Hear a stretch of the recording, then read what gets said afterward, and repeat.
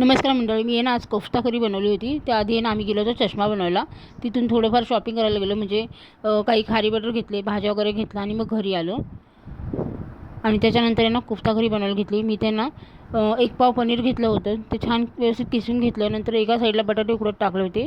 बटाटे पण उकडून झाले, ते पण व्यवस्थित मॅश करून घेतले आणि पनीरमध्ये मिक्स केलं. त्याच्यात मीठ टाकलं. तुम्ही हवं तर त्याच्यामध्ये काजू बदाम, पुन्हा मिरची, कोथिंबीर असं पण टाकू शकता, पण मी काही टाकलं नाही, प्लेनमध्येच बनवले होते. आणि ते व्यवस्थित असं मिश्रण मिक्स करून मळून घ्यायचं छान हाताने. आणि त्याच्यामध्ये मळताना थोडंसं 1 चमचा कॉर्नफ्लॉवर टाकायचे, म्हणजे व्यवस्थित होतं. आणि त्यात मीठ पण टाकायचे, मळताना थोडंसं असं मीठ टाकायचं आणि व्यवस्थित बॉल तयार करून घेतले. आणि ही कॉर्नफ्लॉवरची पेस्ट घेतली, त्याच्यामध्ये घोळवून घेतलं व्यवस्थित. त्याला असं घोळवून घ्यायचं आणि नंतर ते मी फ्राय केले होते. गॅस बारीक करायचं आणि छान असे फ्राय करून घ्यायचे. छान आपले कोफ्ते तयार झाले होते.